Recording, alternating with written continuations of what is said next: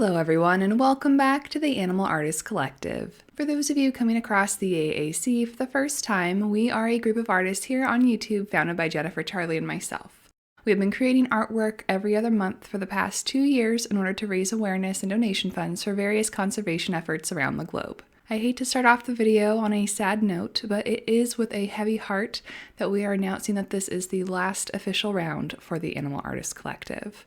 After a careful and difficult deliberation, Jennifer and I are unable to continue with the administrative tasks at this point in our lives to make the group the best that it can be. All of the other artists in the collective also lead very busy lives, and we didn't feel right handing those tasks off to a person outside of the collective. We are overwhelmingly appreciative to the 17 artists throughout the collective's course for donating their time and passion to raising awareness for wildlife and conservation. It has been an absolute joy to work with Sade, Mary, Amy, Hajra, Sarah, Bonnie, Anita, Arleesha, Eve, Jeanette, Kat, Katy, Kimberly, Mel, Valarie, and especially my partner in all of this, Jennifer, and sharing all of our work with you. So thank you so much to everyone who was a part of that.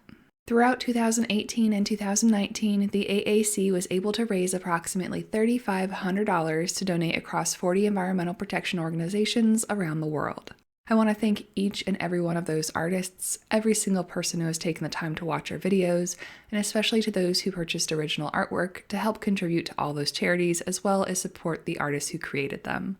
Being that this collective is so close to our hearts, it hurts to see it dissolve, but we hope that you all continue to create and inspire others through your artwork and storytelling. Although there won't ever be a good time to see the group close, we're very glad we get to have one last round featuring Australia to help out during a great time of need. And all of the donations across all of our videos will be going to help fighting and recovery of the wildfires in Australia right now. Now finally on to today's video. To help celebrate Australia, I chose to paint none other than the platypus. This semi-aquatic mammal is the only living member of its family, and it is native to Tasmania and eastern Australia. Along with several species of echidna, they are one of only 5 living monotremes left on the planet. Mammals are usually defined by having fur or hair, being endothermic, giving birth to live young, and feeding those young with milk produced from the females' bodies. In the whimsical piece I decided to create for this round, which we'll talk a little bit more about later, I've depicted a family of sorts swimming together. However, you should know that in reality, males do not help raise the young, and adults of either sex tend to be solitary. So I took a few artistic liberties here, whether it's a stereotypical family unit, or perhaps a pair of girlfriend platypus raising their pups together. Biologically speaking, in terms of creating offspring, it does actually get even stranger than just egg-laying mammals, in that female platypus have a pair of ovaries, but only the left one is functional. Eggs are leathery like a reptile's eggs, but one of the platypus chromosomes contains a gene that is found on birds on their Z chromosomes. Eggs develop inside the female for approximately 28 days, and they incubate them on the nest for another 10. From what I can find, there isn't an official ruling on what a baby platypus is actually called, but colloquially, especially on the internet, nicknames for the little babies include puggle and platypups. Young are blind and hairless, and like other mammals, they do feed on their mother's milk. However, unlike other mammals, platypus do not have teats.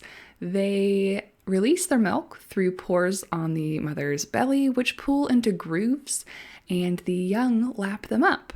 The babies are weaned after 3 to 4 months, which is when they emerge from their burrow that they've been living in underground with their mother. Other interestingly weird facts about platypus include that they are one of the few venomous mammals via the heel spurs on the males, and the fact that they have 10 sex chromosomes instead of the 2 that most mammals have. As for the conservation status with the current wildfires, it seems like people just aren't sure yet how they're doing. There's an estimated 1 billion animals that have been killed alongside the burning of tens of millions of acres, but since platypus are already a fairly elusive species, their populations haven't been assessed yet. According to a few sources that I found, temperatures over 86 degrees Fahrenheit can be lethal to platypus to begin with, so in that case they will often retreat into their underground burrows. However, according to a biologist named Tom Grant, who has been studying platypus for nearly 50 years, these recent fires on a massive scale have really compromised the banks where they build their burrows. And when the wildfires burn away the vegetation on those hillscapes, It erodes the ground, they're more likely to collapse into the water, and then the silt makes the water conditions unfavorable for the invertebrates that platypus eat. To make matters even worse, babies usually emerge this time of year in January and February, and they might not be able to find enough food. There's a lot of mites and maybes and question marks, and here in the US, I really just can't say. I don't have enough resources on my hands to know exactly what's going on, but I do know that all the wildlife in Australia does need our help right now. 100% of the profits from this piece will be donated to Wildlife Victoria, who distributes their funds to wildlife shelters in need to help rebuild enclosures and equipment that they have lost in the fire so that they can continue their life-saving work. So let's go ahead and talk more about this piece.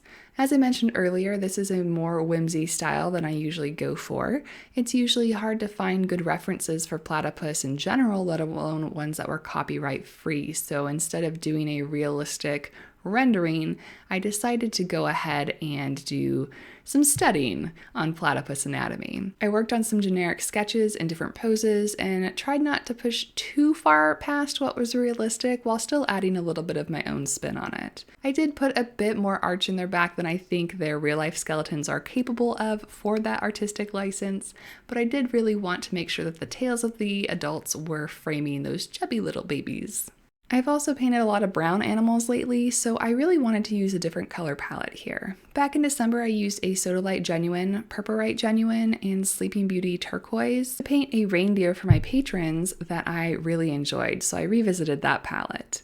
I did realize while I was painting this that the last painting that you all saw from me back in December was with a similar color palette, so I apologize, but hopefully it's different enough that you still enjoy both in their own right. I painted this little family on 140-pound cold press watercolor paper from Arches and used a 3/8 inch angle shader from Princeton Velvet Touch, as well as silver black velvet brushes in size 4 and 12. Speaking of the last time you all saw me, I know it's been a long time. I hope you guys had a wonderful holiday and a wonderful start to your new year. I personally have been going through some extremely difficult stressors, which have prevented me from being able to be as productive as I would have liked to been in January. I am still working really hard on my next Skillshare class, which should be released next week. And then after that, we can get back on track here on YouTube, which I'm very excited for. If you're interested in hearing more about my upcoming Skillshare class, I've been posting teaser pictures over on my Instagram @InLiquidColor. The class will be on creating fur, feathers, and scale textures in watercolors, and I am excited to share it all with you. If you want to get a head start, I highly recommend checking out my last class called Mastering Water Control before this next one launches, as many of those skills will be put to use in the upcoming class. You can find a link to a free trial on Skillshare either in the description below this video or over on my Instagram profile. Oh, and don't forget, there is one more day left at the time of this video's release to sign up over on Patreon to receive a postcard or print pack featuring the owl for my collaboration with Arleesha. It's a Patreon exclusive and won't be offered again, but there are still spots available.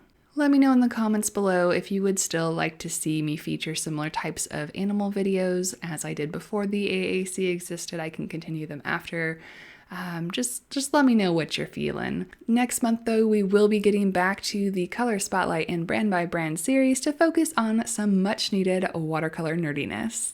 Thank you all so much again for your love and support for the AAC as we wrap up 2 wonderful years of creating artwork and conservation stories to share with our communities. Please keep being awesome and being a voice for the creatures that we share our planet with who don't have voices of their own. Much love, happy painting, and I'll see you next time.